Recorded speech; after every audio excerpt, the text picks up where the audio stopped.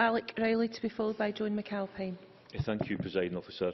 I would like to begin by quoting a statement issued by the STUC today in terms of the GERS report. And they say today's report is a sobering reminder of some of the risks of full fiscal autonomy for Scotland.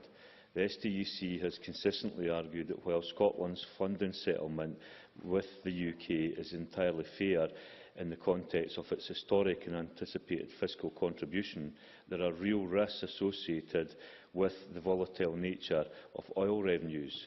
It is for this reason that we have argued for a combination of increased tax devolution and a continuing block grant as the best mechanism for secure and predictable funding for the Scottish public services.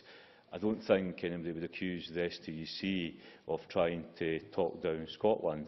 They simply point to the facts, and it is easy to simply retort every time the facts actually don't suit the argument, the political argument being made that people are trying to talk down Scotland. I certainly would never dream of talking down Scotland and would always work to get the best, what's in the best interests of Scotland. But the facts are that this report today confirms that the value of the Barnett and other fiscal transfers from the UK is worth £4 billion. The Scottish Affairs Committee predicted this to rise by to £6.5 billion this year as oil revenues fall. So there is a significant amount of funding coming through Barnett that would be at risk, and the risk of that would be to public services across Scotland. The fact also is that we raise £400 more per head in taxes, but that we spend £1,200 more per person.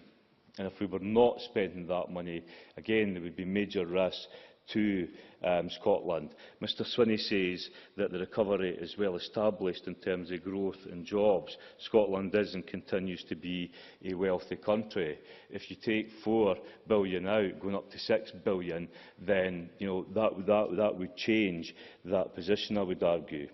The difference between what we spend and what we raise is £12.4 billion.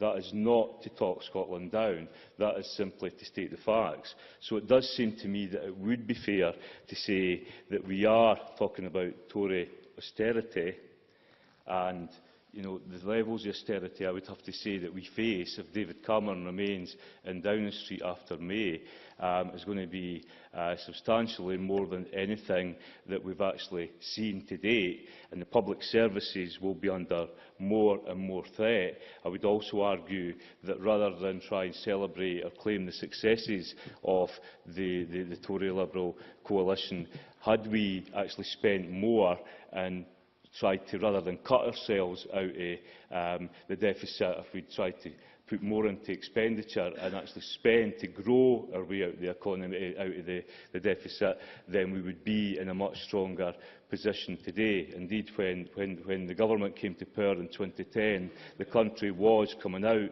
of recession at that time due to a policy of growth in the economy. That has been stalled by the policies of a Conservative Chancellor. John Eadie. Never accuse Mr Rowley of talking Scotland down, but does he accept that the alternative to austerity that he has outlined has exactly been the approach and policy of the Scottish Government in accelerating capital investment so that we have been able to have economic growth despite the cuts imposed by Westminster? Alec Rowley. But if you go for full fiscal autonomy, the risk that you actually take forward is not only to undo that work, but actually to create a greater austerity. I talk about the Tory austerity, but I actually believe the options that we have in front of us today is Tory austerity under an ideologically, a right-wing ideologically driven economic policy, or SNP austerity under an ideology of nationalism, or the third option, which is to end austerity under Labour, under an ideology that is driven by fairness, justice and equality. And these figures bring those different choices that are available to the fore, I would suggest. So the facts remain that are in front of us, and it is difficult. It's difficult to understand why you would put that at risk, why you would Final risk minute. the pooling and sharing of resources across the UK, whilst at the same time having a strong Scottish Parliament.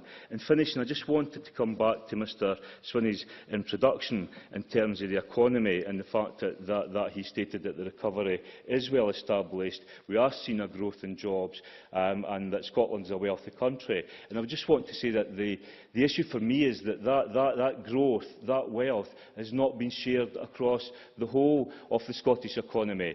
And in many parts of the Scottish economy, we do not have direct intervention to try and ensure that those who are the least well off and the least able to take advantage of the benefits of a growing economy are able to do so. I suggest that these austerity measures would do little to help that, and I would appeal to the Deputy First Minister to look at a national poverty strategy for Scotland that will drive the economy to ensure that everyone in Scotland and every community in Scotland can share the benefits of a growing economy. Thank you very much.